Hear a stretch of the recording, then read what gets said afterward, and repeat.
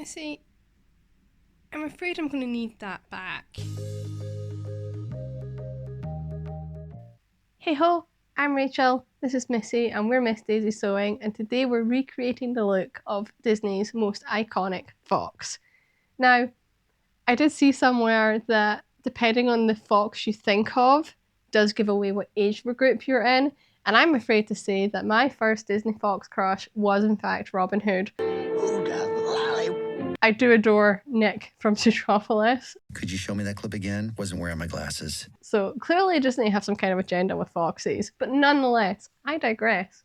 We're going to focus at the moment on Disney's Robin Hood. This is going to be more of like a Disney bound, similar to the Prince John that I did last year for Matt. We did say at the time it would be fun for me to have a Robin Hood to go with his Prince John. We're not doing Disney this year, at least at the moment. We're not booked for Disney this year. I keep seeing all of the videos of Arendelle, but nonetheless. So we're actually going to a fantasy forest event called the Gathering of the North, which for us in Scotland is south in Nottingham. And I just think it would be really funny for Matt to go as Prince John and me to go in a Robin Hood ensemble. And just have fun at the fair. They are encouraging people to dress up and things. I think that's going to be great fun. If we have time, maybe somebody might join in as Maid Marian, but we will see. We will see. There's a lot of fun add-ons for this trip. The idea is going to be that we're going to use the new look 6299 in version A with the little cap sleeves.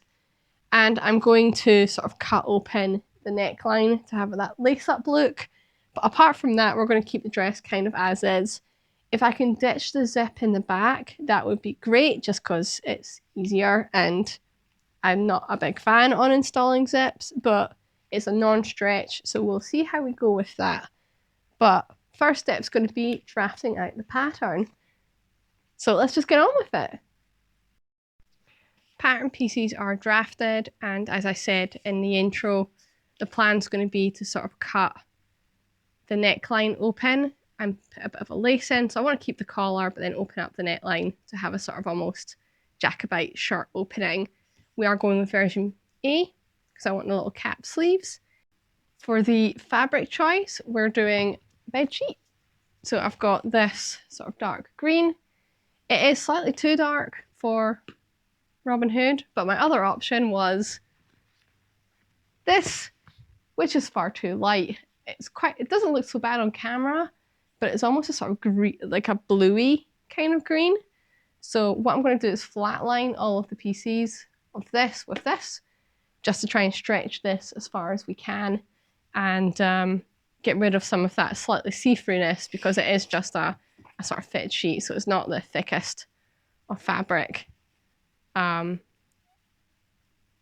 So I'm going to press these first and then we'll get the pattern bits cut out. This is a really easy pattern. There's not too many pieces and it stacks quite nicely. I know that sounds weird, but I don't feel there's a lot of wastage with this pattern when you're cutting it all out to the grain.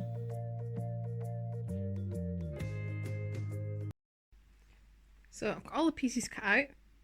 I actually did have enough of the dark green that I'll be able to flatline them in green. So that's really nice. And the next step is going to be doing the overlocking. Technically, it's called flatlining when I overlock these two pieces together. And the reason I'm doing it this way is it allows me to treat those duplicated pieces as an individual piece of fabric. It makes it much easier to assemble, and then I can just have all those nicely overlocked edges on the inside and not worry about raw edges on my seams.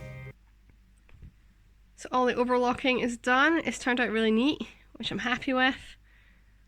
Even though it's bright white, that's all going to get hidden on the inside. Nobody's going to see that, so that's fine. I am debating pockets. I mean, there's really no debate. There will be pockets, but I still need to cut them and overlock those. So I will do that off camera, and then I'll get on to the assembly stage. So looking at the pattern here, it originally wants me to do some stay stitching, but we're not going to bother because we've done the overlocking. So our next step is really just going to be getting those front and back panels put together to make the sort of front and back of the dress. And that's what the back pieces look like. So it'll be that seam there and there to do first. And on the front, that seam there and there. You can see by like the gapping how much these panels are going to force the shaping. There's no darts in this pattern, so if you don't like your darts, this is this type of dress for you. Let's talk character design and why the fox is such a fantastic choice. Now, foxes carry centuries of symbology. In folklore, they're clever and charming tricksters. So instantly, before Robin says a word, you know exactly what kind of character he's going to be. He's going to be intelligent, agile, confident, and funny. It's also remarkable how much personality comes from the small details, like his relaxed posture, his casual grin and easy movements. The animators have created a character who feels perpetually comfortable in his own skin, and that confidence, when paired with kindness, is magnetic, and that's why I think, to this day, Robin Hood stands as a fantastic and lovable character. The next part of the pattern does call for the collar pieces, but we're going to sort of park those because we're going to have to redo the neckline to have that more open V. So what we're going to do instead is do our shoulder seams and then have a look at how we want to redo this front before we add on any more facings.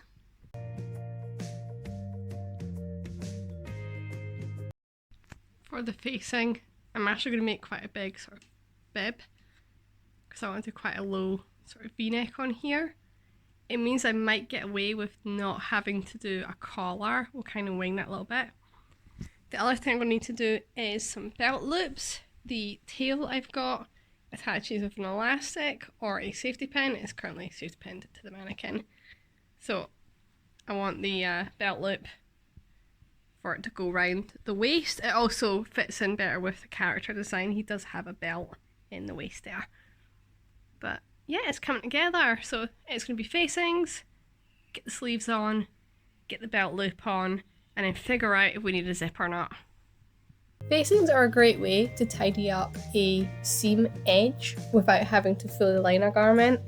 You can see here I've used the neck piece to sort of trace out that sort of shape I'm going to need, and then I'm making that quite large bib. I'm oversizing this because it's better to have too much than having to recut this again. I want to bring the V down to probably about there. Yeah, that looks about right. So we're going to go with that. So I'm going to put this back on the fold and make sure that's completely in the center, because what I'll do is I will be sewing along the edge, down, and then back up and along the edge to attach it to the main dress, so that then when that cut's opened, it's going to create a nice, even, smooth opening of the neck. Another reason that Robin Hood is such an enjoyable character is that he endures.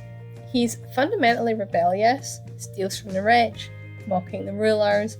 He's challenging an unjust system, but isn't fueled by rage. Many modern heroes are defined by trauma, vengeance, or cynicism, and Robin Hood is different. His resistance comes from compassion and optimism. He doesn't seem motivated by what he hates, but rather what he loves. The poor villagers matter to him, his friends matter to him, Maid Marian matters to him. His rebellion has warmth, and that warmth makes him timeless.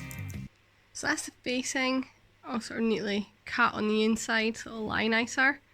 I've not decided if I'm going to top stitch it, or if I'm just going to do some tacking stitches, just to sort of keep it all a little bit better in place.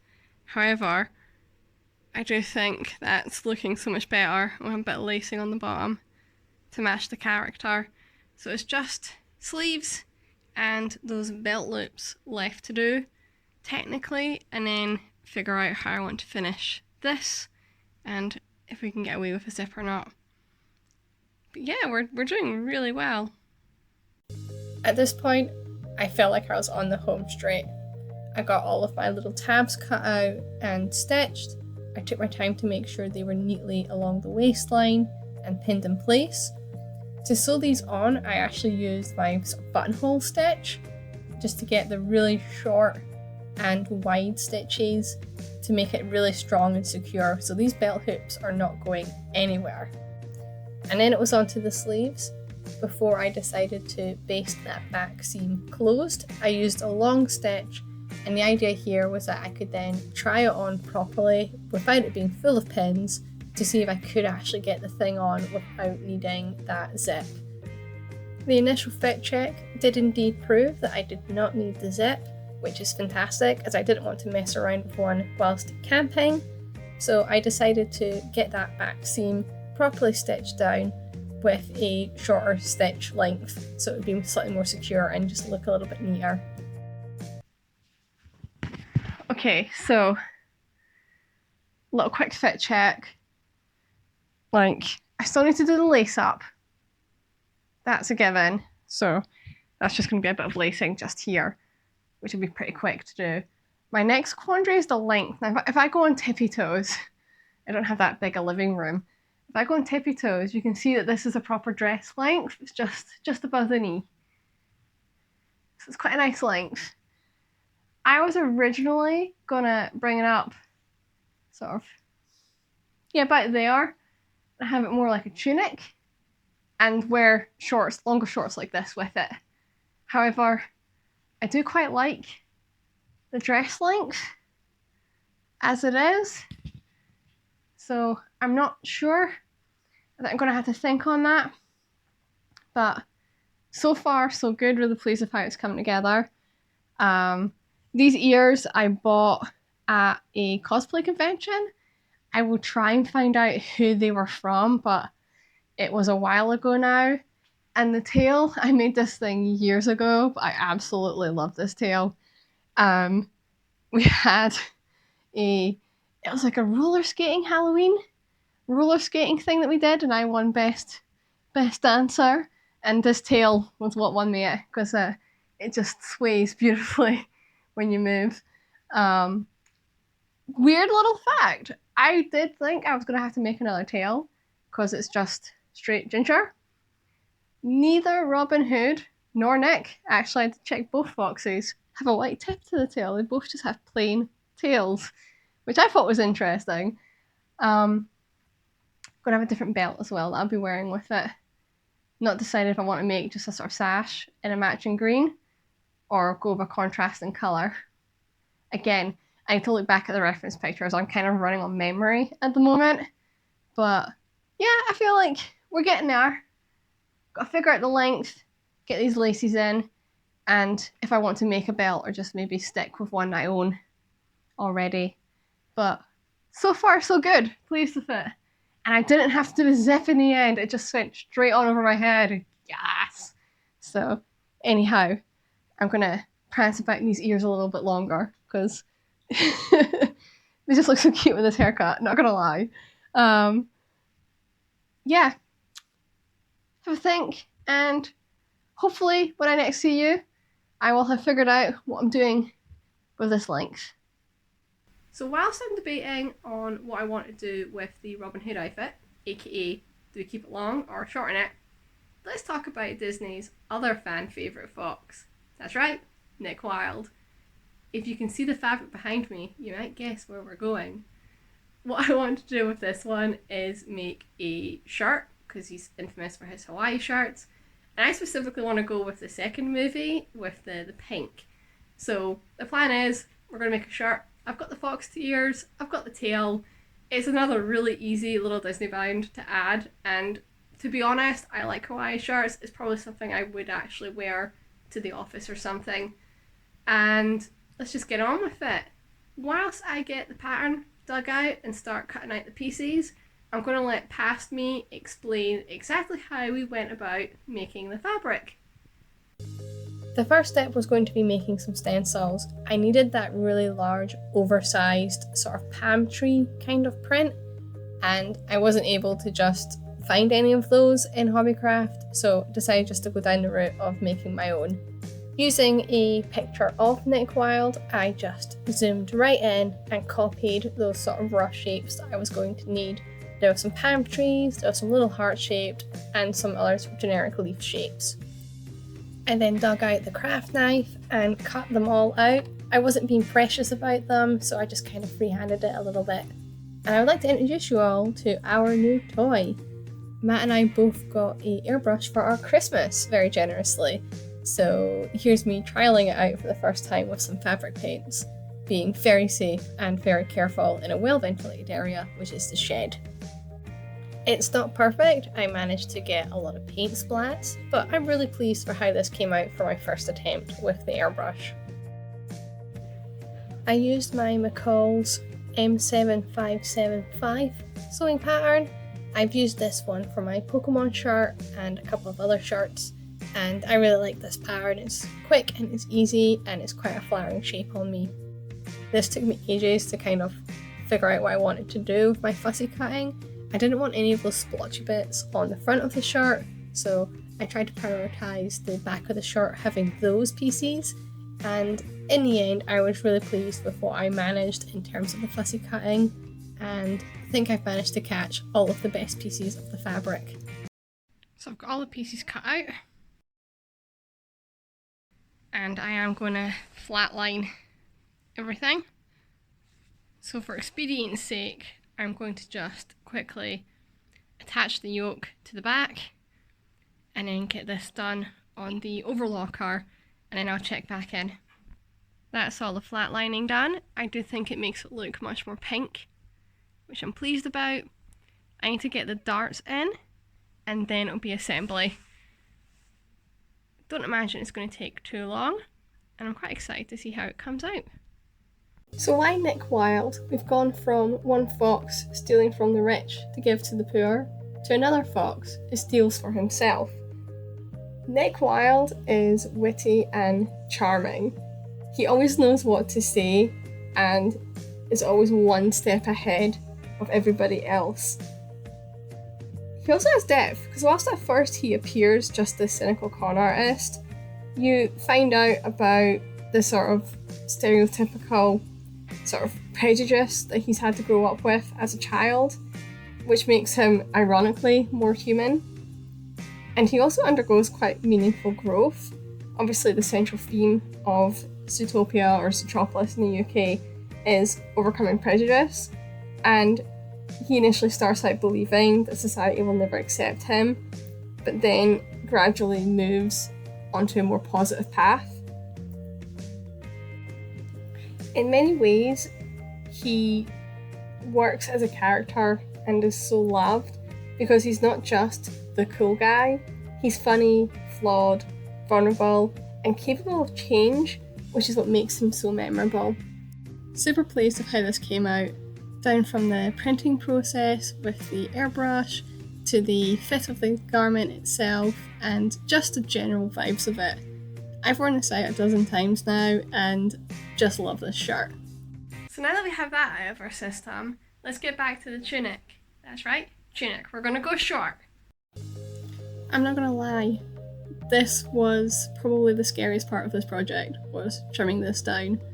As you can see, I used a ruler to measure up an even hemline, and then I just bit the bullet and trimmed that.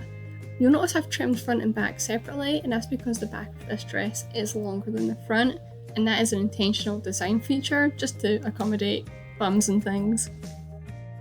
Then it was onto the finishing touches, getting that hem done, and then all of the hand stitching. Here it was tacking down the facing piece and just generally making sure everything was neat and tidy on the inside. Ignore the wrinkles, but this is the tunic altogether. I've got my ears here. I can't remember where I got these from. I shall have a dig around, and if I do find them, I'll put them on screen.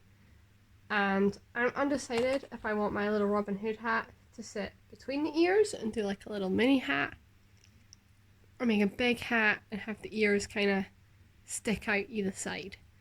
So I've got some paper here. I'm going to play about sort of folding stuff up into rough hat shapes and see if I can get a rough idea of what I want. I can't have been the only one who used to make Robin Hood hats out of paper as a kid. I decided just to use that as my base for this pattern. I cut it out of paper and then just used that as my guide with the fabric. To give the hat some structure, I used some interfacing, just the iron-on type. I stitched both layers together so that those interfacing sides were hidden on the inside, and then just hand-tacked the rim of the hat just to keep it in place. After that was an embellishment with a nice feather, just to really give it that Robin Hood look.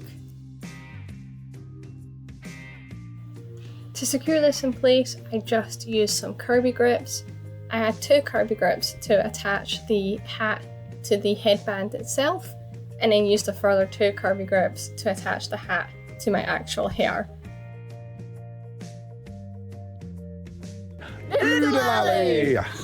Golly, what a day! We had a tremendous time despite the phenomenal heat. The costumes were identified by loads of people, which is always a compliment, and mine was really light and breezy, so I wasn't too hot and it was very comfortable to run around in. But overall, super pleased with this. I'm going to leave you on one last thought about our dear Robin Hood. So the real reason that Disney's Robin Hood remains so memorable isn't that he's the strongest hero, it's that he embodies a fantasy many people secretly admire. The person who can walk into a difficult situation, smile, help others, outsmart bullies, stay true to their values, and somehow never lose their sense of joy. Not the hero who suffers the most, not the hero who wins the biggest battle, but the hero who makes goodness look natural. And 50 years later, that's why Disney's Robin Hood still steals hearts far more effectively than he ever stole gold.